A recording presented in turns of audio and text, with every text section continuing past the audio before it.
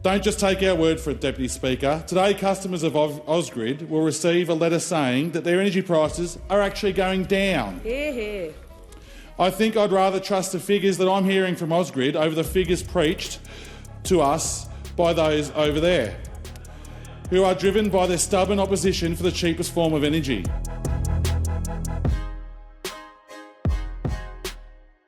And I give the call to member for Hunter. Hear, hear. Thank you, Deputy Speaker. And I'll start by congratulating the member for Page for actually sitting through this MPI, because usually you guys always leave. So congratulations. That's the only bit you're going to get through this. So, Speaker, yet again, I have to stand in this place and speak on a motion moved by those opposite that just doesn't make much sense to me. I'm really staggered that they continue to claim that energy prices are going up because of renewables, especially when they've proven time and time again that they can't be trusted on energy policies. They're even willing to mislead the Australian people on the truth about energy prices. When they were in government, they received a report that say that energy prices were going to go up, but they hid it. And the person that actually hid it from all of us in the country is in the chamber right now.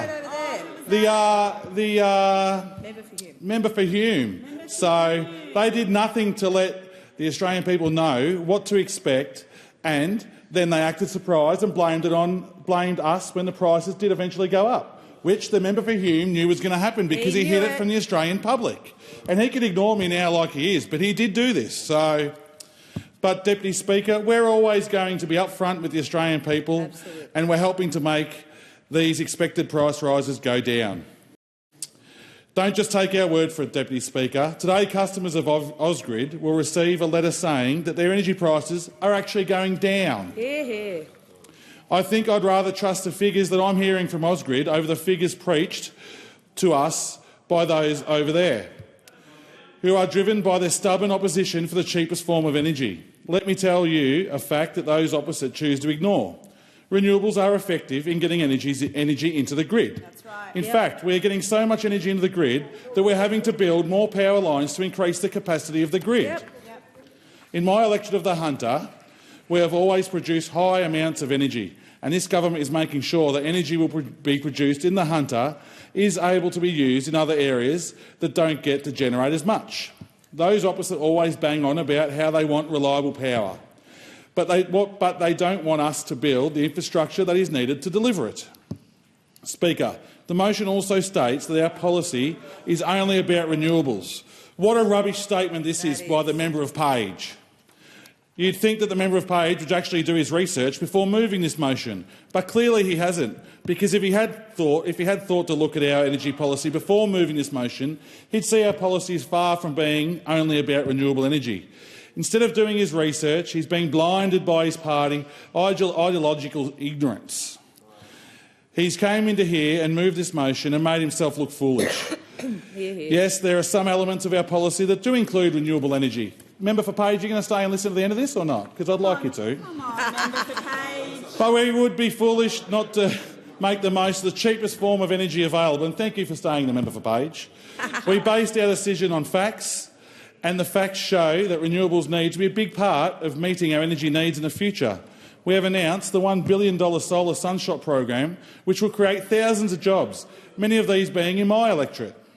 Our policy will also help to see 2 gigawatts of power put in the grid through offshore wind, which is in the member for Newcastle's electorate, my good friend, which will create a huge job opportunities for people in my electorate and also people all around New South Wales. But to say that our policy is solely about renewables is untrue. We have the gas-fired power station, the electorate of my good friend and neighbour, the member for Paterson, and we have pumped hydro projects popping up everywhere. In my electorate alone, we have 6 pumped hydro projects under development in the Hunter. Neither of these sources of energy fit into the solely renewables narrative that those opposite are trying to desperately promote, but both are an important part of energy policy and play a vital role in providing base load firming power to the grid. Another non-renewable part of our energy policy that those opposite are conveniently choosing to ignore is the important part of hydrogen and what it will play into the future. In my electorate, is a hydrogen hub, and AGL is pushing ahead with their plans to develop the technology in Muswellbrook. In addition, Origin is also going into hydrogen at the Port of Newcastle, in the member for Newcastle's electorate. But you won't hear those opposite talk about these parts of the policy, including gas, pumped hydro or hydrogen. I guess if something doesn't fit in the story, then they just won't tell it. It's easier for them to ignore it. But ignoring the facts does nothing to provide cheap and reliable energy. Yep. Those opposite have misled the Australian people on energy prices, and they are misleading them about the energy policy as well, and they can't be trusted on energy. We've seen that over the years and we'll continue to watch what we do.